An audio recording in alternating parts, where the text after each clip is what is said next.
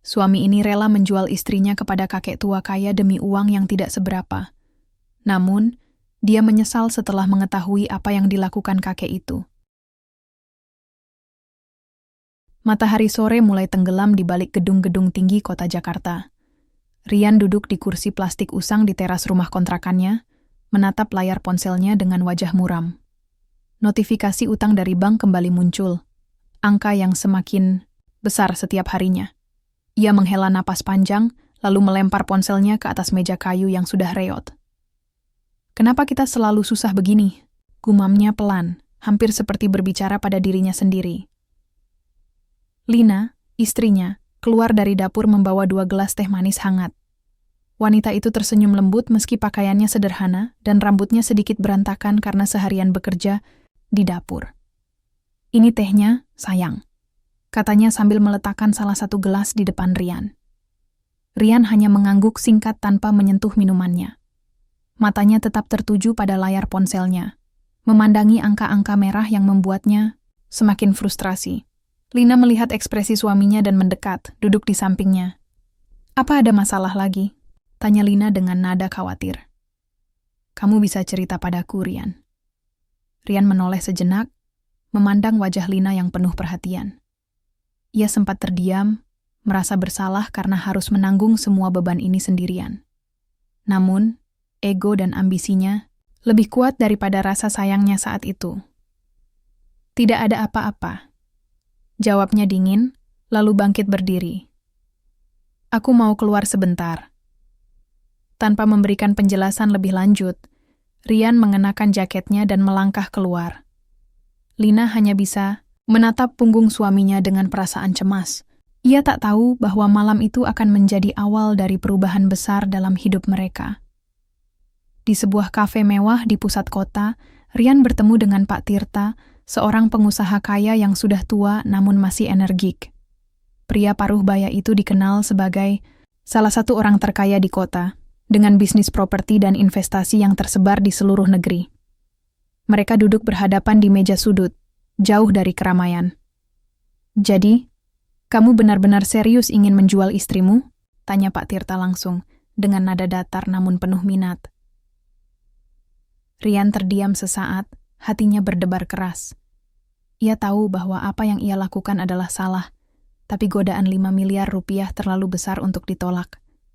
Uang itu bisa melunasi semua utangnya, membangun kembali bisnisnya, dan bahkan memberikan masa depan yang lebih baik bagi Lina. Setidaknya begitulah pembenaran dalam pikirannya. "Ya," jawab Rian akhirnya. Suaranya terdengar bergetar, meski ia mencoba terlihat tegar. Saya butuh uang itu." Pak Tirta tersenyum tipis, seolah sudah terbiasa dengan jenis transaksi seperti ini. "Baiklah, 5 miliar bukan jumlah yang kecil, tapi aku akan mentransfernya ke rekeningmu besok pagi. Aku hanya punya satu syarat." "Apa itu?"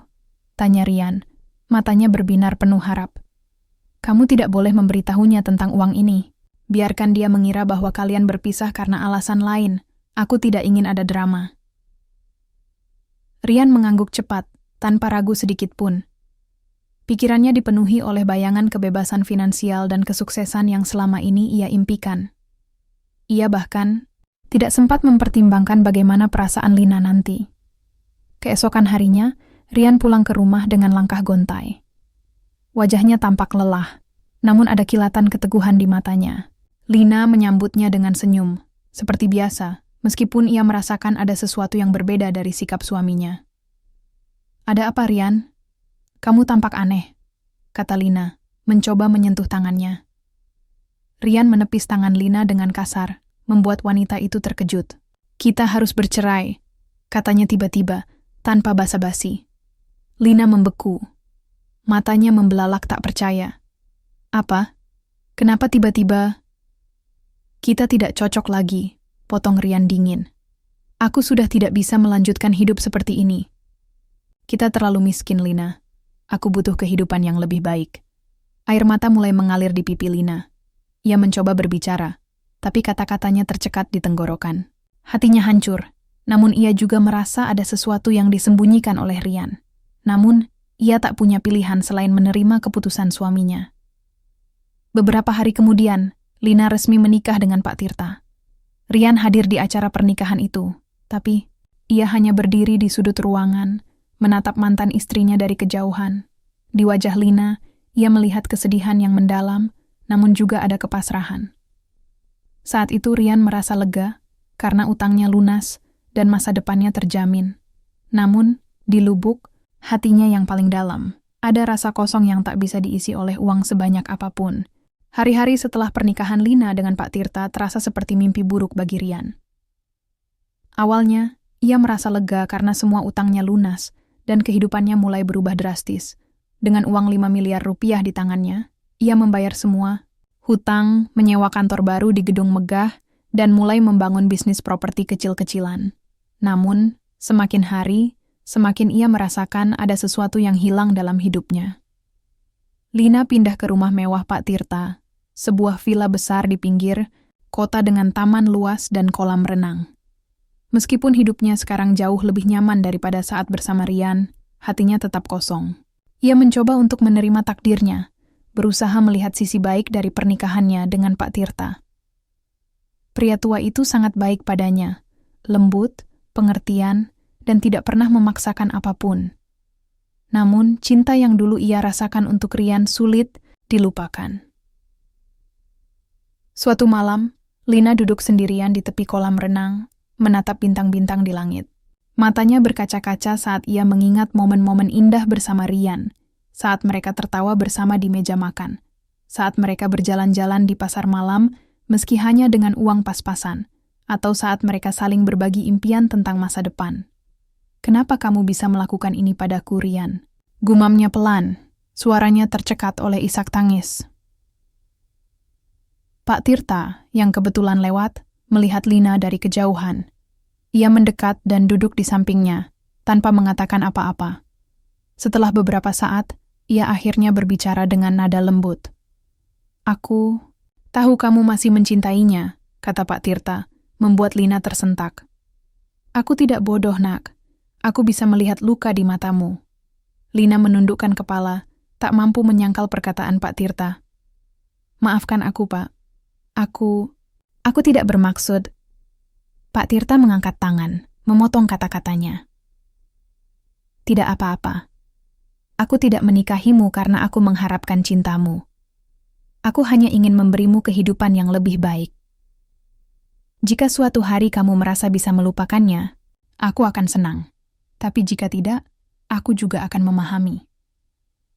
Lina menatap Pak Tirta dengan mata berkaca-kaca.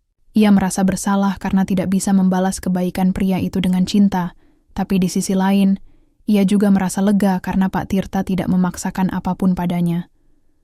Sementara itu, kehidupan Rian tampak sempurna di mata orang lain. Ia berhasil membangun kerajaan bisnisnya dengan cepat.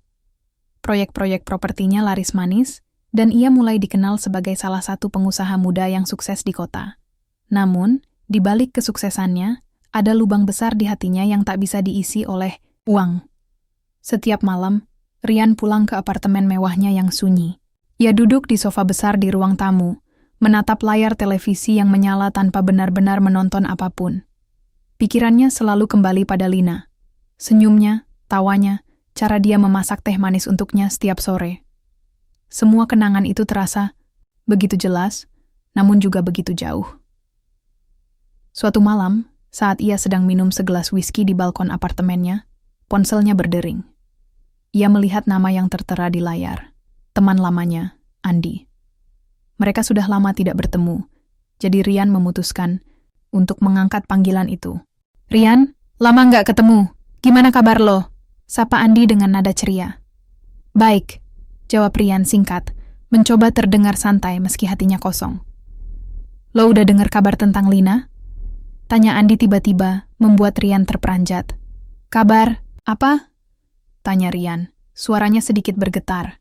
Katanya, dia bahagia banget sama suaminya yang baru. Orang kaya tuh, kan? "Lu pasti udah tahu juga ya?" Rian terdiam. Hatinya terasa seperti ditusuk jarum. Ia mencoba tertawa ringan, tapi suaranya terdengar hambar. "Ya, aku tahu. Itu bagus buat dia." Setelah menutup telepon, Rian meneguk habis sisa wiskinya dalam satu tegukan besar.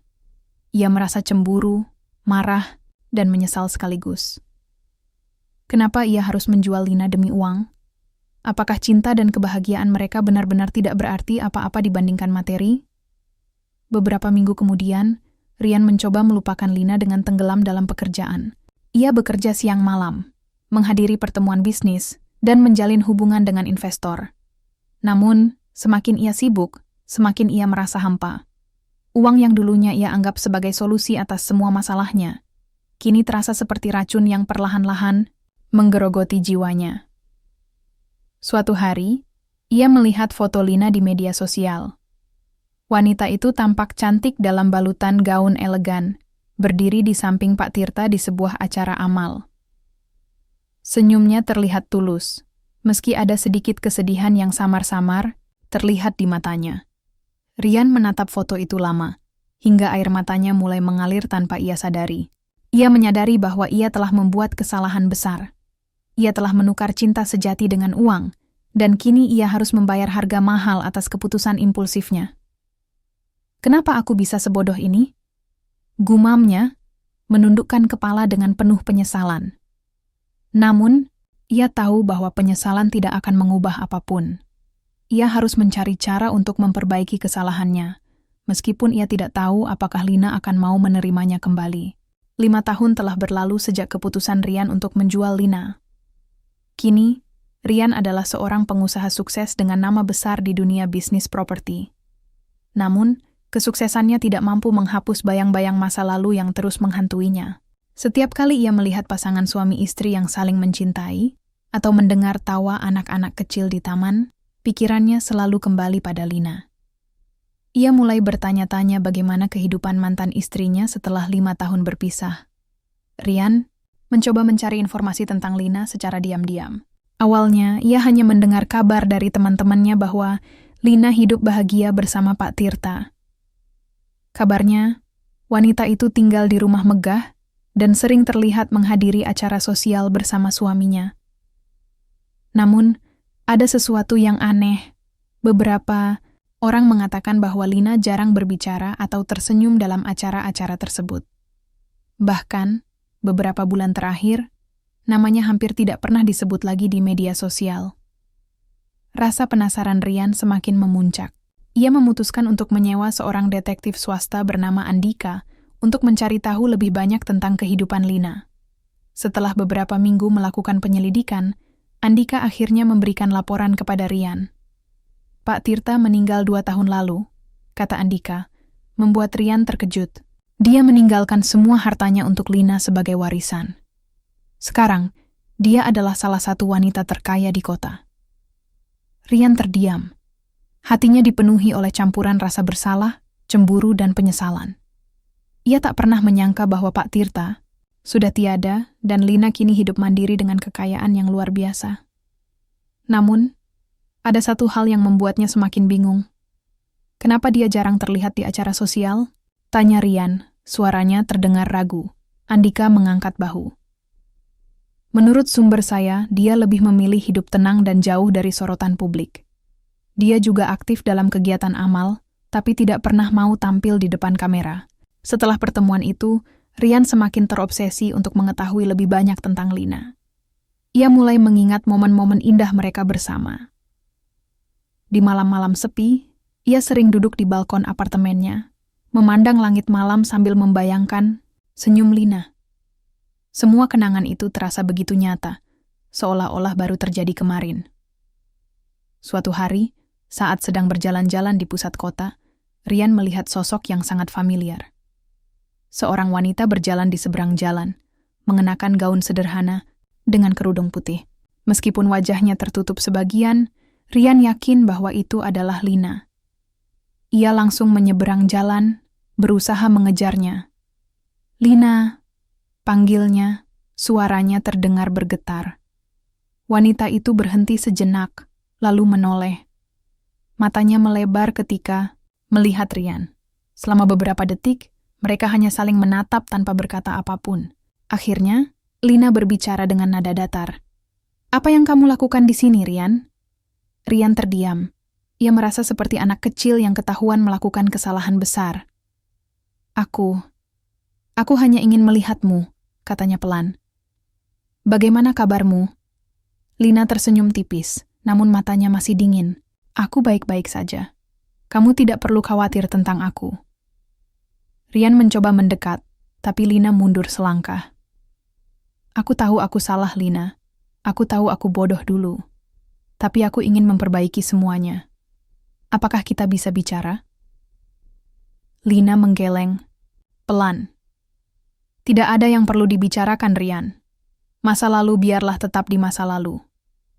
Setelah mengatakan itu, Lina berbalik dan melanjutkan langkahnya, meninggalkan Rian sendirian di tengah keramaian kota. Pria itu hanya bisa menatap punggungnya yang semakin menjauh. Hatinya dipenuhi oleh rasa bersalah dan kehilangan. Ketika kembali ke apartemennya, Rian duduk di sofa dengan kepala tertunduk. Ia menyadari bahwa Lina bukan lagi wanita yang dulu ia kenal. 5 tahun telah mengubah segalanya. Tidak hanya kehidupan mereka, tetapi juga hubungan mereka. Namun, ada satu hal yang tak berubah. Penyesalan Rian atas keputusannya dulu. Ia mulai mempertanyakan, apakah ia pantas mendapatkan kesempatan kedua? Apakah Lina akan bisa memaafkannya? Ataukah ia harus hidup dengan beban rasa bersalah ini selamanya? Di malam yang sunyi itu, Rian membuat keputusan. Ia harus mencoba mendekati Lina lagi, bukan untuk meminta maaf, tetapi untuk membuktikan bahwa ia telah berubah. Ia tahu bahwa jalan menuju penebusan dosa tidak akan mudah, tapi ia siap untuk melakukannya. Namun, ada satu hal yang belum ia ketahui. Lina memiliki rencananya sendiri, dan balas dendamnya terhadap Rian jauh lebih halus daripada yang ia bayangkan. Beberapa minggu setelah pertemuannya dengan Lina di pusat kota, Rian tak bisa berhenti memikirkan wanita itu. Ia mencoba mendekati Lina lagi, namun setiap kali ia mencoba menghubungi atau menemui Lina, wanita itu selalu menghindar. Ada sesuatu yang aneh dalam sikap Lina. Ia terlihat tenang dan terkendali, tapi ada kilatan dingin di matanya yang membuat Rian merasa tidak nyaman. Rian mulai menyadari bahwa ada lebih banyak hal yang belum ia ketahui tentang kehidupan Lina setelah 5 tahun mereka berpisah. Ia memutuskan untuk melanjutkan penyelidikan secara diam-diam, menggunakan sumber daya bisnisnya untuk menggali informasi lebih dalam. Apa yang ia temukan jauh melampaui apa yang ia bayangkan. Setelah melakukan pencarian mendalam, Rian akhirnya menemukan dokumen penting yang berkaitan dengan warisan Pak Tirta. Ternyata, sebelum meninggal, Pak Tirta tidak hanya mewariskan hartanya kepada Lina. Pria tua itu juga meninggalkan sebuah surat wasiat yang sangat pribadi, yang isinya membuat Rian terkejut. Dalam surat itu, Pak Tirta menulis, "Lina, anakku tersayang, aku tahu kau tidak pernah benar-benar mencintaiku, dan aku menerimanya. Namun, aku ingin kau tahu bahwa aku mencintaimu seperti anakku sendiri. Harta ini adalah hadiah dariku untukmu, agar kau bisa hidup bebas dari rasa sakit yang dulu kau alami. Gunakanlah dengan bijak, dan jika suatu hari kau bertemu lagi dengan pria yang telah menyakitimu, jangan ragu untuk membalas dendam. Jangan biarkan dia mendapatkan apapun darimu tanpa membayar harga yang pantas." Rian membaca surat itu dengan napas tertahan. Hatinya dipenuhi oleh campuran rasa bersalah dan ketakutan. Jadi, selama ini Lina bukan hanya sekadar menerima harta, warisan Pak Tirta, ia juga memiliki rencana balas dendam yang sudah disiapkan sejak lama. Rian memutuskan untuk menghadapi Lina secara langsung. Ia tahu bahwa ia harus mengungkapkan semua perasaannya, meskipun ia sadar bahwa Lina mungkin tidak akan memaafkannya. Suatu sore, ia datang ke rumah besar yang dulunya milik Pak Tirta. Setelah mengetuk pintu beberapa kali, Lina akhirnya membukanya. "Apa maumu, Rian?" tanya Lina dengan nada dingin, meskipun matanya menyiratkan sedikit rasa penasaran. "Aku ingin bicara," jawab Rian, suaranya terdengar tulus. "Aku tahu aku salah, Lina. Aku tahu aku bodoh dulu. Tapi aku ingin kau tahu bahwa..." "Aku menyesal." Lina menatapnya lama, lalu menghela napas panjang.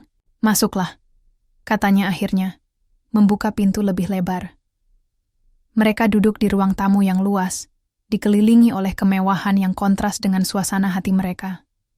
Lina memandang Rian dengan ekspresi datar, sementara Rian mencoba mencari kata-kata yang tepat untuk memulai percakapan. "Kenapa kamu menjualku, Rian?" tanya Lina tiba-tiba. Suaranya terdengar datar namun menusuk. "Apakah aku benar-benar tidak berarti apa-apa bagimu?" Rian menundukkan kepala, tak mampu menatap mata Lina. Aku tidak tahu apa yang kupikirkan saat itu. Aku hanya melihat angka-angka di rekening bank. Aku pikir uang bisa memperbaiki segalanya. Tapi aku salah, Lina. Uang tidak bisa menggantikan cinta kita. Lina tersenyum tipis, namun senyum itu tidak mencapai matanya. "Kamu tahu apa yang paling menyakitkan? Bukan karena kamu menjualku, tapi karena kamu berbohong padaku. Kamu bilang, kita bercerai karena masalah finansial, tapi ternyata semuanya hanya tentang uang." Rian terdiam. Ia tahu bahwa Lina benar. Kebohongan itulah yang paling menyakitkan bagi wanita itu. "Aku mencoba melupakanmu, Rian," lanjut Lina, pelan. "Tapi aku tidak bisa. Bahkan setelah Pak Tirta meninggal, aku masih merasa kosong. Aku tahu dia mencintaiku seperti anaknya sendiri, tapi hatiku tetap saja terluka karena pengkhianatanmu." Rian merasa dadanya sesak mendengar kata-kata Lina. Ia mencoba meraih tangan Lina, namun wanita itu menarik tangannya dengan cepat. "Jangan sentuh aku," kata Lina tajam. "Kamu tidak punya hak untuk menyentuhku lagi." Setelah beberapa saat hening, Lina akhirnya berbicara lagi. "Aku tidak pernah membenci kamu, Rian, tapi aku juga tidak bisa memaafkanmu begitu saja. Selama 5 tahun ini, aku belajar banyak hal. Salah satunya adalah bahwa kebahagiaan tidak bisa dibeli dengan uang." Rian mengangguk, mencoba memahami maksud Lina. Namun, ada satu hal yang masih mengganggunya. "Apa yang kamu lakukan selama 5 tahun ini?" tanya Rian hati-hati. Lina tersenyum, kali ini dengan sedikit kepuasan di matanya. "Aku menggunakan harta warisan Pak Tirta untuk membantu orang-orang yang membutuhkan, termasuk beberapa mantan temanmu yang dulu pernah diejek olehmu karena miskin. Mereka sekarang hidup bahagia berkat bantuanku." Rian terperanjat. Ia baru menyadari bahwa semua skandal bisnis yang terjadi belakangan ini, investor yang mundur, proyek yang gagal, reputasi yang hancur, semua itu adalah ulah Lina. Wanita itu memanfaatkan kekayaannya untuk membalas dendam secara halus, tanpa meninggalkan jejak langsung. "Kenapa kamu melakukan ini?" tanya Rian. Suaranya terdengar putus asa. "Ini bukan tentang balas dendam, Rian," jawab Lina tenang. "Ini tentang karma.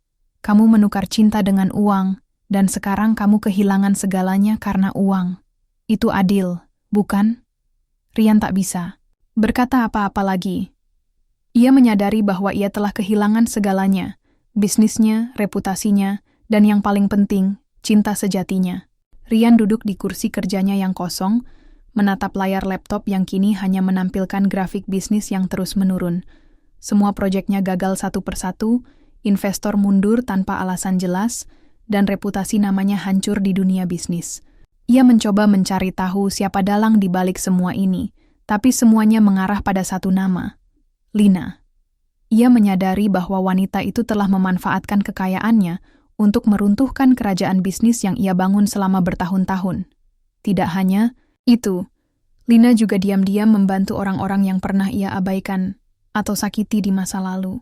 Mantan teman-temannya yang dulu ia anggap remeh kini hidup sejahtera, sementara Rian semakin tenggelam dalam kehancuran. Rian memutuskan untuk menghadapi Lina sekali lagi. Kali ini, ia tidak datang dengan niat meminta maaf atau menjelaskan diri.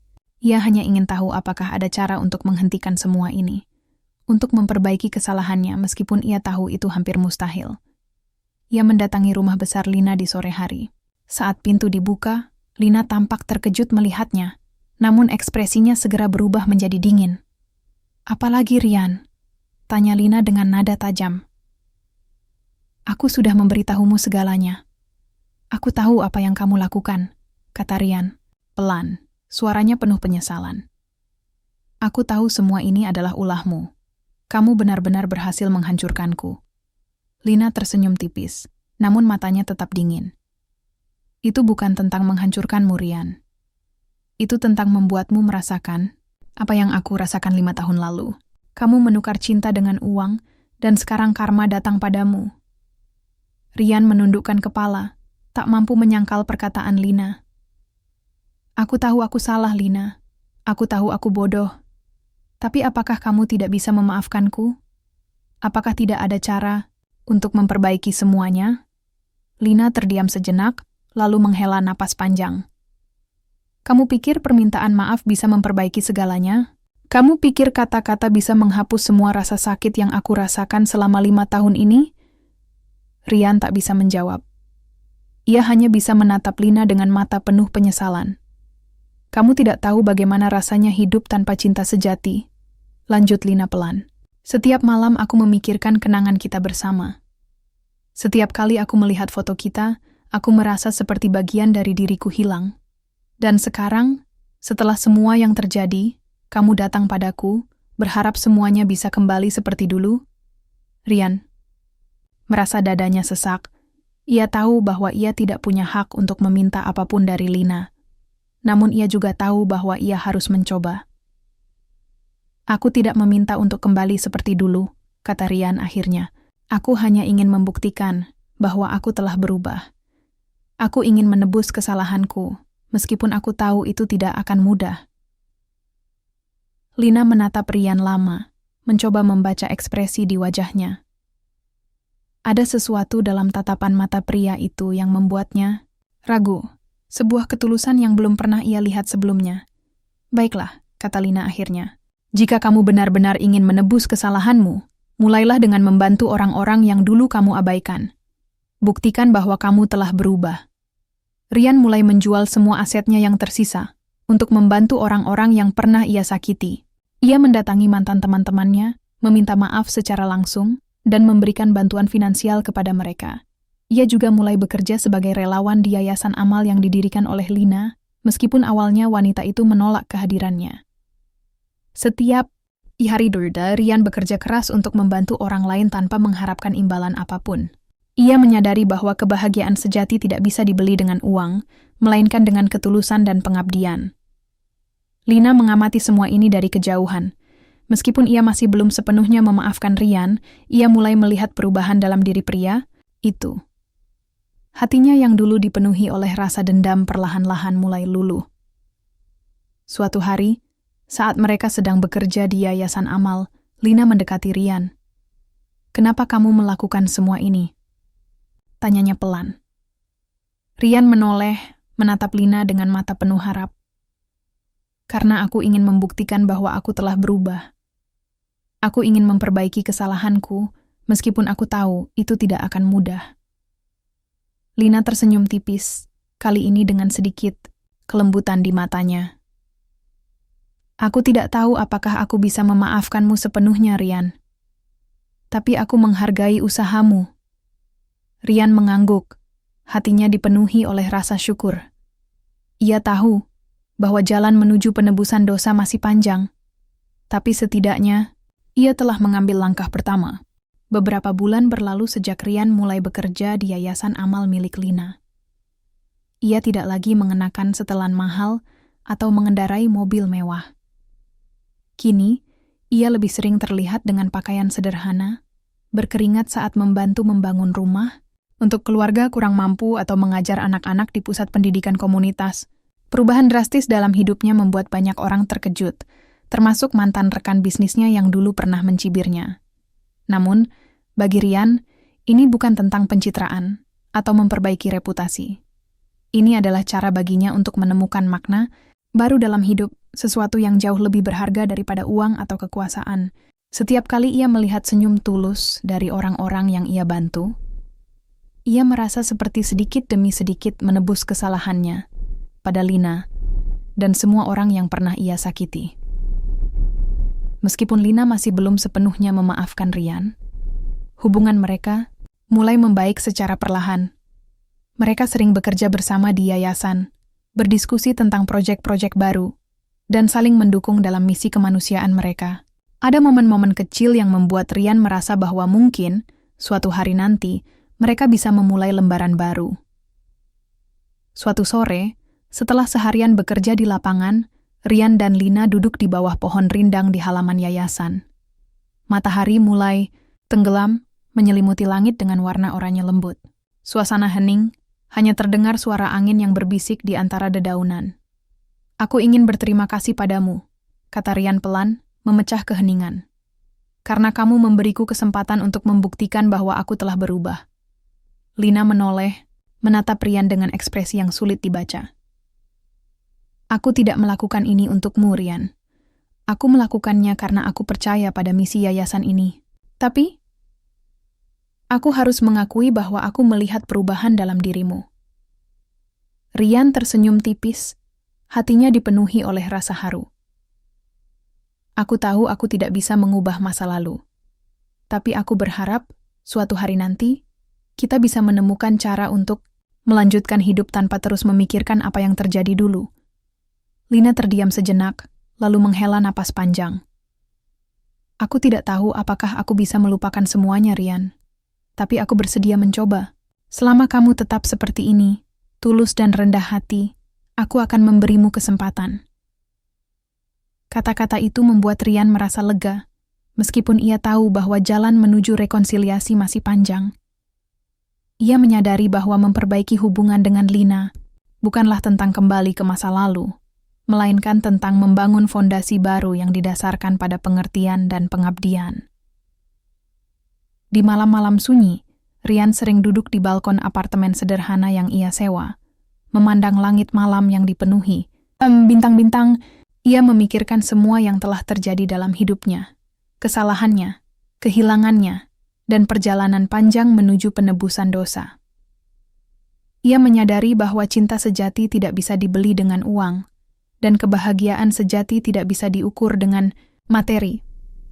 Ia juga mulai memahami bahwa karma bukanlah tentang balas dendam, melainkan tentang pembelajaran. Semua yang terjadi padanya adalah hasil dari keputusan impulsifnya sendiri 5 tahun lalu. Namun, ia juga menyadari bahwa setiap orang pantas mendapatkan kesempatan kedua, asalkan mereka mau berusaha untuk berubah. Suatu malam, saat ia sedang merenung, Lina tiba-tiba mengiriminya pesan singkat. "Terima kasih sudah membantu anak-anak di desa kemarin. Mereka sangat senang." Pesan itu membuat Rian tersenyum. Meskipun singkat, ada kehangatan dalam kata-kata Lina, yang membuatnya merasa bahwa mungkin, suatu hari nanti, mereka bisa benar-benar memulai lagi dari awal. Beberapa minggu kemudian, Lina mengundang Rian untuk makan malam di rumahnya. Ini adalah pertama kalinya mereka bertemu di luar pekerjaan yayasan sejak 5 tahun lalu. Suasana di meja makan terasa canggung pada awalnya, tapi perlahan-lahan mereka mulai berbicara tentang hal-hal ringan, kenangan masa kecil Lina, proyek-proyek baru di yayasan, dan bahkan beberapa cerita lucu tentang relawan lainnya. Di akhir malam, Lina mengambil sebuah kotak kecil dari rak buku dan memberikannya kepada Rian. "Ini untukmu," katanya pelan. Rian membuka kotak itu dengan hati-hati. Di dalamnya, ada sebuah foto lama mereka berdua, saat mereka masih muda, bahagia, dan penuh harapan. Matanya berkaca-kaca saat ia melihat foto itu. "Aku menyimpannya karena aku tahu bahwa meskipun banyak hal buruk terjadi, ada bagian dari kita yang tidak bisa dilupakan," kata Lina pelan. "Aku tidak tahu apakah kita bisa kembali seperti dulu, tapi aku ingin kita mencoba menjadi teman lagi." Rian mengangguk, air mata mulai mengalir di pipinya. "Terima kasih, Lina. Aku janji akan terus berusaha menjadi orang yang lebih baik." Beberapa tahun berlalu sejak Rian mulai bekerja di Yayasan Amal bersama Lina. Mereka tidak lagi menjadi mantan suami istri yang dipenuhi luka masa lalu, melainkan mitra dalam misi kemanusiaan yang besar. Yayasan mereka tumbuh pesat, membantu ribuan orang dari berbagai lapisan masyarakat. Namun, yang lebih penting adalah bagaimana hubungan mereka perlahan-lahan berubah menjadi sesuatu yang baru. Sebuah ikatan yang didasarkan pada pengertian, ketulusan, dan rasa saling menghargai. Suatu pagi, Rian dan Lina duduk di teras yayasan, menikmati secangkir teh hangat sambil memandang anak-anak kecil yang bermain di halaman. Ada tawa riang di udara, dan suasana itu membuat hati mereka merasa damai. "Kamu tahu," kata Lina pelan, "aku tidak pernah membayangkan bahwa kita akan seperti ini." Rian tersenyum tipis, menatap wanita yang dulu pernah ia cintai dengan sepenuh hati. "Aku juga tidak. Tapi aku senang kita bisa menemukan cara untuk melanjutkan hidup tanpa terus terjebak di masa lalu." Lina mengangguk, matanya menyiratkan kedamaian yang sudah lama hilang. "Aku tidak akan pernah melupakan apa yang terjadi dulu. Tapi aku belajar bahwa cinta sejati bukan tentang memiliki atau melepaskan. Ini tentang bagaimana kita bisa saling mendukung, bahkan setelah semua kesalahan yang kita buat." Rian merasa ada kehangatan di dadanya saat mendengar kata-kata itu. Ia tahu bahwa Lina belum sepenuhnya memaafkannya, tapi ia juga tahu bahwa mereka telah menemukan cara untuk bersama, tanpa harus kembali ke hubungan yang sama seperti dulu. "Aku hanya ingin kamu tahu bahwa aku bersyukur atas segalanya," kata Rian pelan. "Atas kesempatan yang kamu berikan padaku, atas semua yang telah kita capai bersama. Aku tidak akan pernah berhenti berusaha menjadi orang yang lebih baik." Lina tersenyum, kali ini dengan kelembutan yang nyata di matanya. "Aku juga bersyukur, Rian. Kamu telah membuktikan bahwa kamu layak mendapatkan kesempatan kedua." Di malam-malam sunyi, Rian sering merenung tentang perjalanan hidupnya. Ia menyadari bahwa cinta sejati bukanlah tentang kepemilikan atau materi. Cinta adalah tentang pengorbanan, pengertian, dan kemampuan untuk memaafkan. Ia belajar bahwa uang tidak bisa membeli kebahagiaan, tetapi cinta yang tulus bisa memberikan makna sejati dalam hidup. Sementara itu, Lina juga menemukan kedamaian dalam hatinya. Meskipun ia tidak bisa sepenuhnya melupakan rasa sakit yang dulu ia alami, ia menyadari bahwa dendam hanya akan memperpanjang penderitaan. Dengan membuka pintu hatinya untuk memaafkan Rian, ia menemukan kebebasan yang selama ini ia cari. Suatu hari, saat mereka sedang merencanakan proyek baru untuk yayasan, Lina berkata, "Kita tidak pernah bisa mengubah masa lalu, tapi kita bisa memilih bagaimana menjalani masa depan." Rian mengangguk, sepenuhnya setuju. "Dan aku memilih untuk terus berjuang demi sesuatu yang lebih besar daripada diriku sendiri, bersamamu." Beberapa bulan kemudian, yayasan mereka mengadakan acara amal besar untuk merayakan pencapaian mereka selama bertahun-tahun.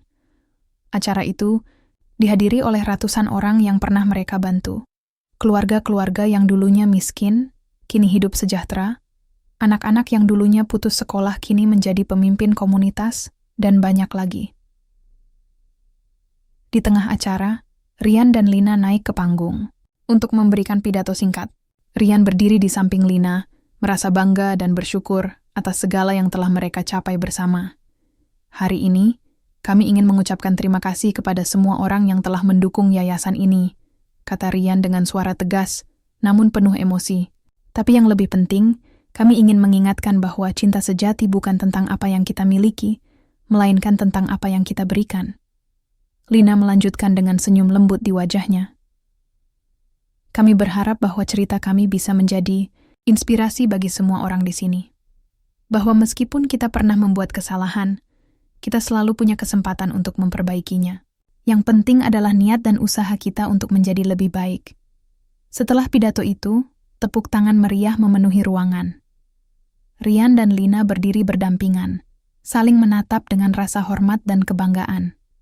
Mereka tidak lagi menjadi suami, istri, tapi mereka telah menemukan cara untuk bersama sebagai mitra dalam kehidupan dan misi kemanusiaan.